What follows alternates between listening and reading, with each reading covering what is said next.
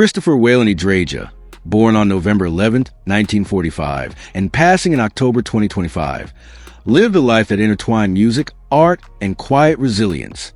Known primarily as the rhythm guitarist and later bassist for the legendary Yardbirds, Chris was a figure who not only shaped rock and roll during its formative years, but also reinvented himself as a photographer, capturing some of the most iconic moments of the Cultural Revolution he had helped inspire. His induction into the Rock and Roll Hall of Fame in 1992 was a formal acknowledgement of a career defined by rhythm, creativity, and an unshakable commitment to artistry. Yet those who truly knew him understood that his impact could not be measured merely in awards or public recognition. It was written into the melodies he left behind, the images he captured, and the lives he touched along the way. Chris's early life was shaped by resilience, heritage, and a legacy of courage. Born in Surbiton and raised in Kingston-upon-Thames, Surrey, he grew up in a household deeply influenced by the experiences of his father, Walenty Dreja, a Polish pilot who had fled to Britain in 1940.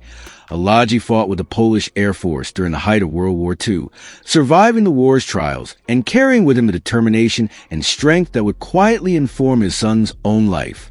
This sense of endurance and adaptability became part of Chris's DNA, a quality that would later help him navigate the unpredictable worlds of music and art.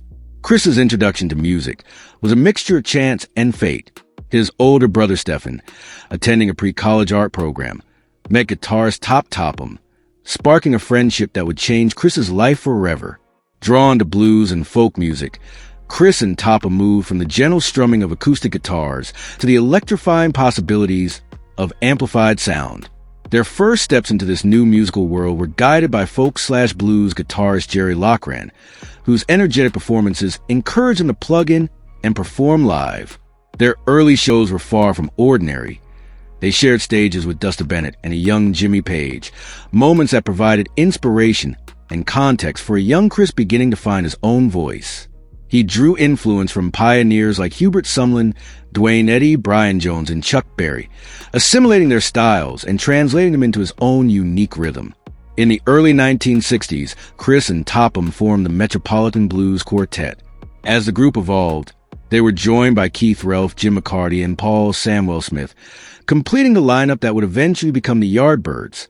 When Topham departed as a band turned professional, Chris made the decisive choice to stay, a decision that would shape both his life and the trajectory of rock music itself.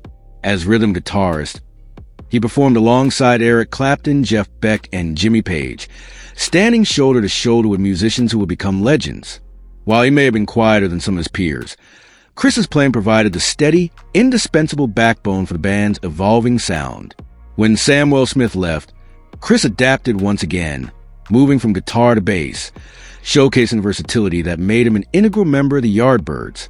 Beyond his musical contributions, Chris also displayed his artistic sensibilities by creating the cover art for the Yardbirds' 1966 album, affectionately nicknamed Roger the Engineer by fans. Throughout the 1980s and 1990s, Chris continued to honor the legacy of the Yardbirds. He joined the spin-off band Box of Frogs, carrying forward the spirit of the original group. When nostalgia for classic rock brought the Yardbirds back together in 1992, he rejoined the reformed band, performing with them until 2013. In 2002, they released Birdland, a reminder that their creative energy had not dimmed with age. Yet despite these accomplishments, life took its toll. A series of strokes in 2012 and 2013 forced Chris to step back from performing, leading to his official departure from the band. In a poetic twist, his original friend Topham returned to fill his place, bringing the story full circle. Music, however, was only one part of Chris's creative identity. Photography became his second language, a medium through which he captured the essence of the world around him. When Jimmy Page invited him to join what would become Led Zeppelin, Chris declined, choosing instead to pursue the art that had increasingly captivated him. This decision proved fortuitous for the cultural world. Chris's photography would become iconic in its own right. Among his most notable works was the back cover of Led Zeppelin's debut album, a single image that captured an entire moment in rock history. Chris's photographic career took him across continents, most notably to New York, where he honed his craft and established himself behind the lens. He photographed legendary figures such as Bob Dylan, the Righteous Brothers, Ike and Tina Turner, and even the icon of pop art Andy Warhol. Often working without the weight of fame, Chris was able to observe and capture moments with intimacy and clarity. Colleagues frequently did not realize that the man behind the camera, quietly arranging light and shadow, was the same musician who had once stood on stage with the Yardbirds. This anonymity allowed him the freedom to focus purely on artistry, to translate the soul he had expressed through music into visual form. Each photograph, like his guitar work, carried a rhythm, a sensibility, and a deep connection to the moment being preserved. Despite his professional accomplishments, Chris led a life that valued quiet moments and personal connections. He made his home in London, a city whose energy mirrored both his creativity and his need for reflection. In the 1960s, he married Pat Lally, an American from New Jersey, finding love and stability amid the whirlwind of music and art. As his health declined in later years, Chris embraced a quieter existence, reflecting on a life richly lived. His longtime bandmate Jim McCarty once described him as surviving in a quiet way, a phrase that perfectly encapsulates his resilience and understated strength. Even when he could no longer perform, Chris continued to carry the rhythm of life, finding meaning in reflection rather than in the spotlight.